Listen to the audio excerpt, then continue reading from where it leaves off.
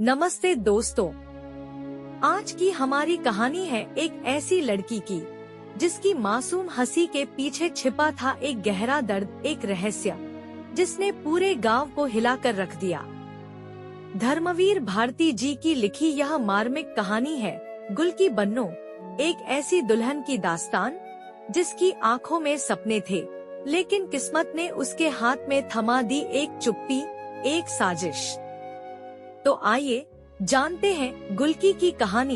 एक लड़की जो सिर्फ बन्नो नहीं थी, बल्कि एक सवाल थी समाज पर। ए मर कलमुहे, अकस्मात घेघा बुआ ने कूड़ा फेंकने के लिए दरवाजा खोला और चौतरे पर बैठे मिरवा को गाते हुए देखकर कहा, तोरे पेट में फोनोग्राफ उलियान बाका, जॉन भिनसार भवा की तान तोड़े लाग। राम जाने रात के कैसन एकरा दीदा लागत है, मारे डर के कि कहीं घेघा बुआ सारा कूड़ा उसी के सर पर न फेंक दे।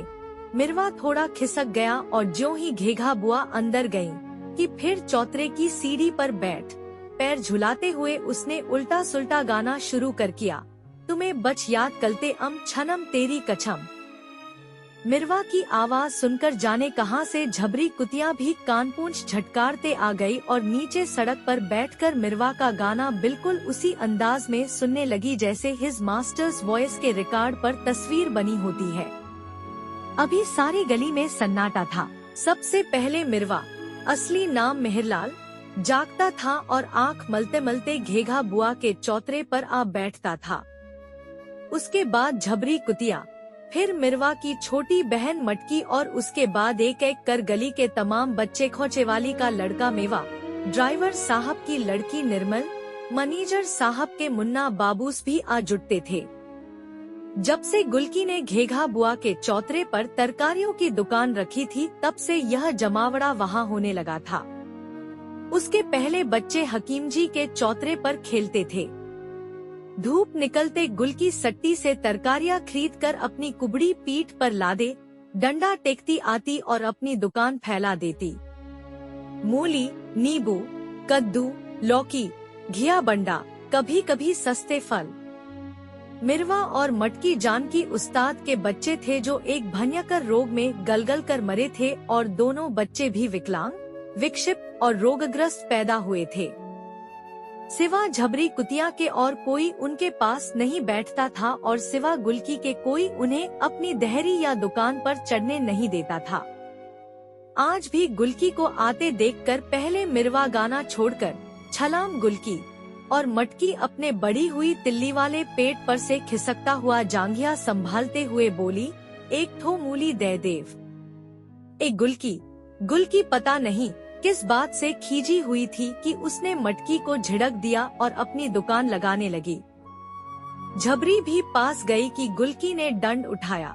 दुकान लगाकर वह अपनी कुबड़ी पीठ दोहराकर बैठ गई और जाने किसे बुड़बुड़ाकर गालियां देने लगी। मटकी एक क्षण चुपचाप रही, फिर उसने रट लगाना शुरू किया, एक मूली, एक गुलकी, एक। गुलकी ने फिर झिड़का तो चुप हो गई और अलग हटकर लोलुप नेत्रों से सफेद धुली हुई मूलियों को देखने लगी। इस बार वह बोली नहीं, चुपचाप उन मूलियों की ओर हाथ बढ़ाया ही था कि गुलकी चीखी, हाथ हटाओ, छूना मत, कोडिन कहीं की। कहीं खाने पीने की चीज देखी तो जोंक की तरह चिपक गई, चल इधर। मटकी पहले तो पीछे हटी, पर फिर उसकी तृष्णा ऐसी अदम्य हो गई कि उसने हाथ बढ़ाकर एक मूली खींच ली। गुलकी का मुंह तमतमा उठा और उसने बांस की खपच्ची उठाकर उसके हाथ पर चट से दे मारी। मूली नीचे गिरी और हाय हाय हाय कर दोनों हाथ झटकती हुई मटकी पांव पटक कर रोने लगी। जाओ अपने घर रोवो, हमारी दुकान पर मरने को गली भर के बच्चे हैं, गुलकी चीखी। दुकान दे के हम बिपता मोल ले लिया। क्षण भर पूजाबजन में भी कचरघाव मची रहती है। अंदर से घेघा बुआ ने स्वर मिलाया। खासा हंगामा मच गया कि इतने में झबरी भी खड़ी हो गई और लगी उदात्त स्वर में भूकने, लेफ्ट राइट, लेफ्ट राइट। चौराहे पर 3-4 बच्चों का जुलूस चला आ रहा था। आगे आगे दर्जा, में पढ़ने वाले मुन्ना बाबू नीम की संटी को झंडे की तरह थामे जुलूस का नेतृत्व कर रहे थे। पीछे थे मेवा और निर्मल। जुलूस आकर दुकान के सामने रुक गया। गुल्की सतर्क हो गई। दुश्मन की ताकत बढ़ गई थी। मटकी खिसकते खिसकते बोली, हमके गुल्की मारिस है। हाय हाय, हमके नरिया में ढकेल दिहिस। अरे बाप रे। निर्मल, मेवा, मुन्ना सब पास आकर उसकी चोट देखने लगे।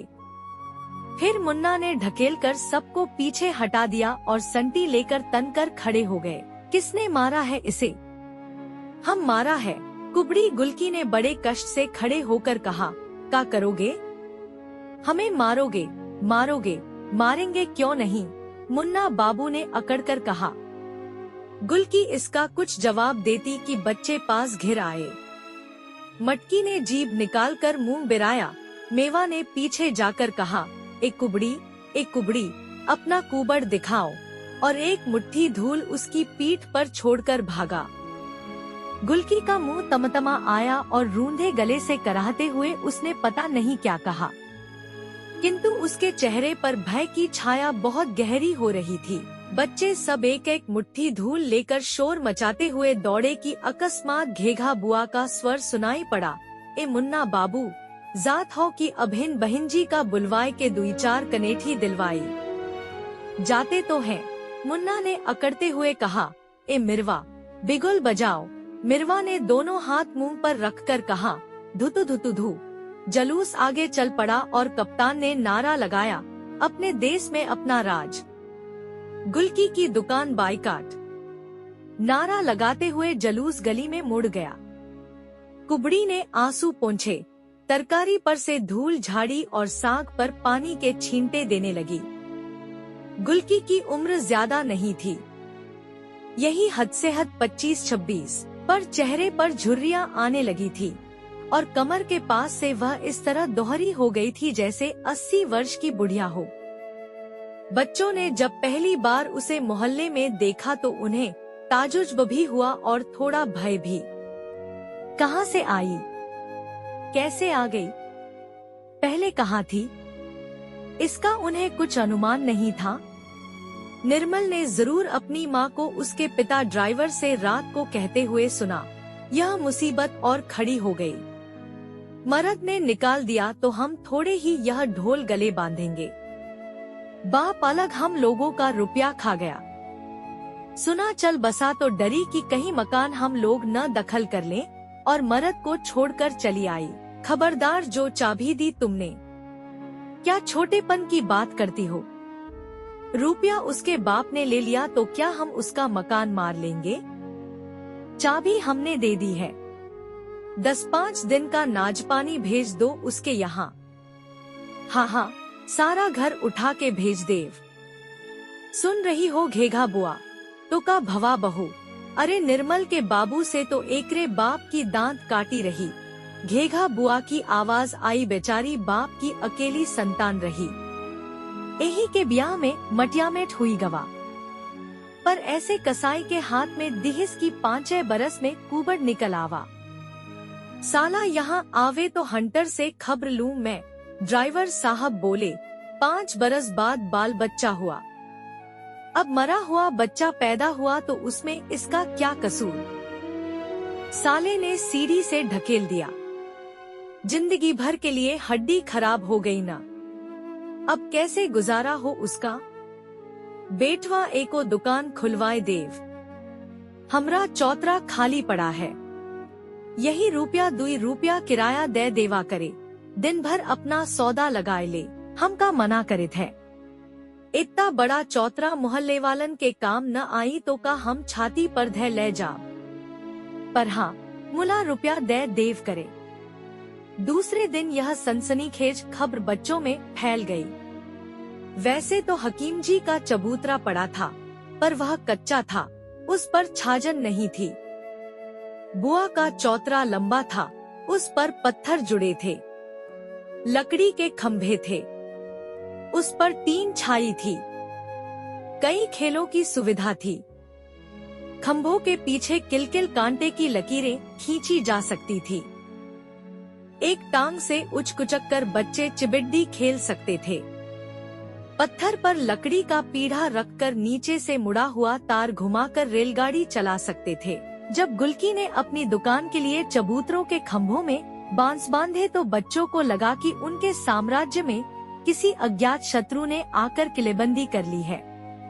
वे सहमे हुए दूर से कुबड़ी गुल्की को देखा करते थे। निर्मल ही उसकी एकमात्र संवाददाता थी और निर्मल का एकमात्र विश्वस्त सूत्र था उसकी माँ। उससे जो सुना था उसके आधार पर निर्मल ने सबको बताया था कि यह चोर है। इसका बाप 100 रुपया चुराकर भाग गया। यह भी उसके घर का सारा रुपया चुराने आई है। रुपया चुराएगी तो यह भी मर जाएगी। मुन्ना ने कहा, भगवान सबको दंड देता है। निर्मल बोली, ससुराल में भी रुपया चुराए होगी। मेवा बोला, अरे कुबड़ थोड़े है, ओही रुपया बांधे है पीठ पर, मनसेधु का रुपया है। सचमुच? निर्मल ने अविश्वास से कहा।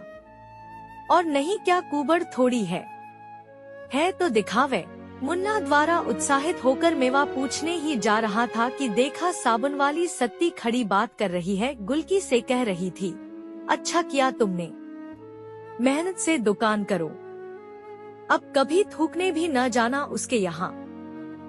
हरामजादा, दूसरी औरत कर ले चाहे 10 और कर ले, सबका खून उसी के मत्थे चढ़ेगा। यहाँ कभी आवे तो कहलाना मुझसे, इसी चाकू से दोनों आंखें निकाल लूंगी। बच्चे डरकर पीछे हट गए। चलते चलते सत्ती बोली, कभी रुपए पैसे की जरूरत हो तो बताना बहिना। कुछ दिन बच्चे डरे रहे, पर अकस्मात उन्हें यह सूझा कि सत्ती को यह कुबड़ी डराने के लिए बुलाती है। इसने उसके गुस्से में आग में घी का काम किया, पर कर क्या सकते थे। अंत में उन्होंने एक तरीका ईजाद किया। वे एक बुढ़िया का खेल खेलते थे, उसको उन्होंने संशोधित किया। मटकी को लेमन जूस देने का लालच देकर कुबड़ी बनाया गया। वह उसी तरह पीठ दोहरी करके चलने लगी। बच्चों ने सवाल जवाब शुरू किया। कुबड़ी कुबड़ी का हेराना, सुई हेरानी, सुई लेके का करबे, कंथा सीबे, कंथा सीके का करबे, लकड़ी लाबे, लकड़ी लाए के का करबे, भात पकैबे, भात पकाए के का करबे, भात खाबे, भात के बदले लात खाबे। और इसके पहले कि कुबड़ी बनी हुई मटकी कुछ कह सके, वे उसे जोर से लात मारते और मटकी मुंह के बल गिर पड़ती। उसकी कोहनियां और घुटने छिल जाते, आंख में आंसू आ जाते और ओठ दबाकर वह रुलाई रोकती। बच्चे खुशी से चिल्लाते, मार डाला कुबड़ी को, मार डाला कुबड़ी को। गुल्की यह सब देखती और मुंह फेर लेती। एक दिन जब इसी प्रकार मटकी को कुबड़ी बनाकर गुल्की की दुकान के सामने ले गए तो इसके पहले कि मटकी जवाब दे, उन्होंने ने अनचिते में इतनी जोर से ढकेल दिया कि वह कुहनी भी न टेक सकी और सीधे मुंह के बल गिरी। नाक, होंठ और भौं खून से लथपथ हो गए। वह हाय हाय कर इस बुरी तरह चीखी कि लड़के कुबड़ी मर गई चिल्लाते हुए सहम गए और हतप्रभ हो गए। अकस्मात उन्होंने देखा कि गुल्की उठी। वे जान छोड़ भागे, पर गुल्की उठकर आई, मटकी को गोद में लेकर पानी से उसका मुंह धोने लगी और धोती से खून पोंछने लगी। बच्चों ने पता नहीं क्या समझा कि वह मटकी को मार रही है या क्या कर रही है कि वे अकस्मात उस पर टूट पड़े। गुल्की की चीखें सुनकर मोहल्ले के लोग आए तो उन्होंने देखा कि गुल्की के बाल बिखरे हैं और दांत से खून बह रहा है। अधोघारी चबूतरे से नीचे पड़ी है और सारी तरकारी सड़क पर बिखरी है। घेघा बुआ ने उसे उठाया, धोती ठीक की और बिगड़कर बोली, औकात रत्ती भर ने और तेहा पौवा भर। आपन बखत देखकर चुप न रहा जात। कहे लड़कन के मुंह लगत हो। लोगों ने पूछ तो कुछ नहीं बोली, जैसे उसे पाला मार गया हो। उसने चुपचाप अपनी दुकान ठीक की और दांत से खून पोंछा, कुल्ला किया और बैठ गई। उसके बाद अपने उस कृत्य से बच्चे जैसे खुद सहम गए थे। बहुत दिन तक वे शांत रहे। आज जब मेवा ने उसकी पीठ पर धूल फेंकी तो जैसे उसे खून चढ़ गया, पर फिर न जाने वह क्या सोचकर चुप रह गई, और जब नारा लगाते जुलूस गली में मुड़ गया तो उसने आंसू पोंछे, पीठ पर से धूल झाड़ी और साग पर पानी छिड़कने लगी। लड़के का है, गली के राक्षस हैं, घेघा बुआ बोली।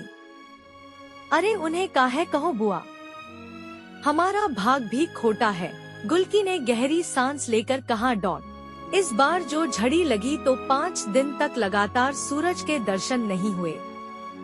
बच्चे सब घर में कैद थे और गुलकी कभी दुकान लगाती थी, कभी नहीं। राम राम करके तीसरे पहर झड़ी बंद हुई। बच्चे हकीम जी के चौतरे पर जमा हो गए। मेवा बिलबोटी बीन लाया था और निर्मल ने टपकी हुई निमकोड़िया बीन कर दुकान लगा ली थी और गुलकी की तरह आवाज लगा रही थी, ले खीरा, आलू, मूली, घिया, बंडा। थोड़ी देर में काफी शिशुग्राहक दुकान पर जुट गए। अकस्मात शोरगुल से चीरता हुआ बुआ के चौतरे से गीत का स्वर उठा। बच्चों ने घूम कर देखा, मिरवा और मटकी गुलकी की दुकान पर बैठे हैं। मटकी खीरा खा रही है और मिरवा झबरी का सर अपनी गोद में रखे बिल्कुल उसकी आंखों में आंखें डालकर गा रहा है। तुरंत मेवा गया और पता लगाकर लाया कि गुलकी ने दोनों को एक एक अधन्ना दिया है। दोनों मिलकर झबरी कुतिया के कीड़े निकाल रहे हैं। चौतरे पर हलचल मच गई और मुन्ना ने कहा, निर्मल, मिरवा मटकी को एक भी निमकोड़ी मत देना, रहे उसी कुबड़ी के पास। हाँ जी, निर्मल ने आंख चमकाकर गोल मुंह करके कहा, हमार अम्मा कहत रही उन्हें छुयो न साथ खायो न खेलो, उन्हें बड़ी बुरी बीमारी है। आंख थू। मुन्ना ने उनकी ओर देखकर उपकाई जैसा मुंह बनाकर थूक दिया। गुलकी बैठी बैठी सब समझ रही थी और जैसे इस निरर्थक घृणा में उसे कुछ रस्सा आने लगा था। उसने मिरवा से कहा, तुम दोनों मिलके गाओ तो एक अधन्ना दे। खूब जोर से भाई बहन दोनों ने गाना शुरू किया। माल कताली मल जाना, पल अकिया किछी से अकस्मात पटाख से दरवाजा खुला और एक लोटा पानी दोनों के ऊपर फेंकती हुई घेघा बुआ गरजी, दूर कल मुहे। अभेन बितौभर के नाही ना और पतुरियन के गाना गाबे लगे। न बहन का ख्याल न बिटिया का, और एक कुबड़ी हम तू से कहे देत है कि हम चकला खाना खोले के बरे अपना चौतरा नहीं दिया रहा हो, चली हुआ से मुजरा करावे। गुलकी ने पानी उधर छिटकाते हुए कहा, बुआ बच्चे हैं, गा रहे हैं, कौन कसूर हो गया? ए हाँ, बच्चे हैं, तू तो दूध पियत बच्ची हो, कह दिया कि जबान न लड़ायो हमसे। हाँ, हम बहुते बुरी हैं। एक तो 5 महीने से किराया नाही दियो और हिया दुनिया भर के अंधे कोड़ी बटूरे रहते हैं। चलो उठायो अपनी दुकान हिया से, कल से न देखी हिया तुम्हें। राम राम। सब अधर्म की संतान राक्षस पैदा भये हैं मोहल्ले में, धरतियों नहीं फाटत की मर बिलाए जाए। गुलकी सन्न रह गई। उसने किराया सचमुच 5 महीने से नहीं दिया था। बिक्री नहीं थी, मोहल्ले में उनसे कोई कुछ लेता ही नहीं था, पर इसके लिए बुआ निकाल देगी यह उसे कभी आशा नहीं थी। वैसे भी महीने में 20 दिन वह भूखी सोती थी। धोती में 10-10 पैबंद थे। मकान गिर चुका था एक दालान में, वह थोड़ी सी जगह में सो जाती थी, पर दुकान तो वहाँ रखी नहीं जा सकती। उसने चाहा कि वह बुआ के पैर पकड़ ले, मिन्नत कर ले, पर बुआ ने जितनी जोर से दरवाजा खोला था उतनी ही जोर से बंद कर दिया। जब से चौमास आया था, पुरवाई बही थी, उसकी पीठ में भयानक पीड़ा उठती थी, उसके पांव कांपते थे। सट्टी में उस पर उधार बुरी तरह चढ़ गया था, पर अब होगा क्या? वह मारे खीस के रोने लगी। इतने में कुछ खटपट हुई और उसने घुटनों से मुंह उठाकर देखा कि मौका पाकर मटकी ने एक फूट निकाल लिया है और मरभुखी की तरह उसे हबराबर खाती जा रही थी है। एक क्षण वह उसके फूलते चकते पेट को देखती रही, फिर ख्याल आते ही कि फूट पूरे 10 पैसे का है। वह उबल पड़ी और सड़ासड़ 3-4 खपच्ची मारते हुए बोली, चोटी कुतिया, तोरे बदन में कीड़ा पड़े।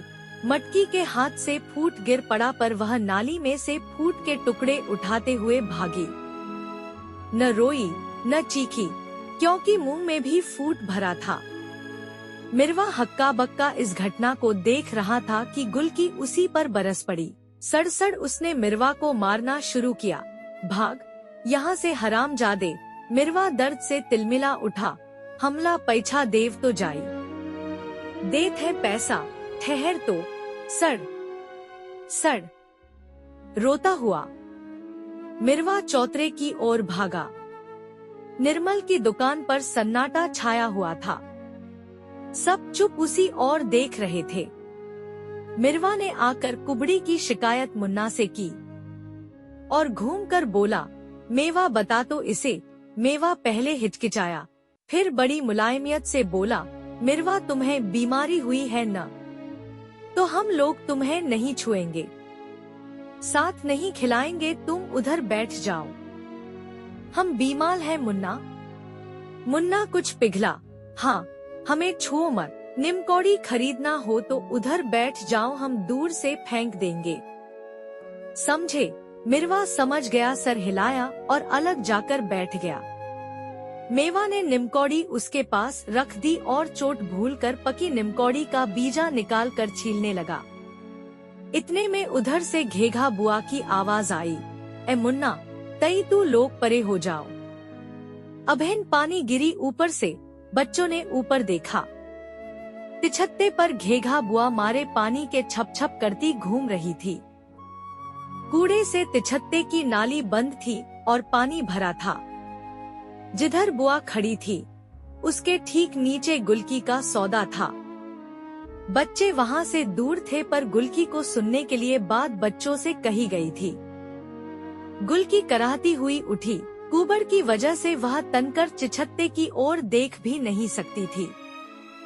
उसने धरती की ओर देखा, ऊपर बुआ से कहा, इधर की नाली काहे खोल रही हो? उधर की खोलो न। काहे उधर की खोली? उधर हमारा चौका है कि न? इधर हमारा सौदा लगा है। बुआ हाथ चमका कर बोली, सौदा लगा है रानी साहब का।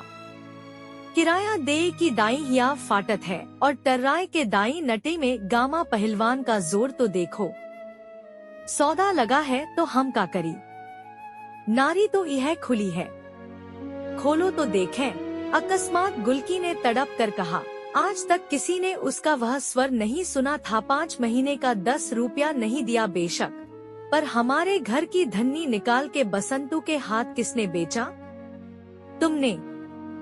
पश्चिम ओर का दरवाजा चिरवा के किसने जलवाया? तुमने। हम गरीब हैं, हमारा बाप नहीं है। सारा मोहल्ला हमें मिलके मार डालो, हमें चोरी लगाती है। अरे कल की पैदा हुई। बुआ मारे गुस्से के खड़ी बोली बोलने लगी थी। बच्चे चुप खड़े थे, वे कुछ कुछ सहमे हुए थे।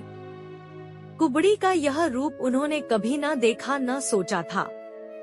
हाँ हाँ हाँ, तुमने, ड्राइवर चाचा से, चाची ने, सबने मिलके हमारा मकान उजाड़ा है। अब हमारी दुकान बहाए देव, देखेंगे हम भी। निर्बल के भी भगवान है। तो दोस्तों, गुलकी की आंखों में जो चुप्पी थी वो कोई आम चुप्पी नहीं थी। वो एक सवाल थी, एक दर्द था जिसे अभी जानना बाकी है। इस सन्नाटे की असली वजह जानने के लिए जुड़िए कहानी के अगले भाग में। तब तक सोचिए, क्या हर दुल्हन की मुस्कान के पीछे सच में खुशी होती है? आपकी क्या राय है? कमेंट में जरूर बताइए। अगर आपको कहानी पसंद आई हो तो इसे लाइक करें, शेयर करें और हमारे चैनल को सब्सक्राइब करना न भूलें। बेल आइकन दबाएं ताकि आपको हमारे नए वीडियो की नोटिफिकेशन सबसे पहले मिले। मिलते हैं अगले वीडियो में, तब तक के लिए जय हिंद, धन्यवाद।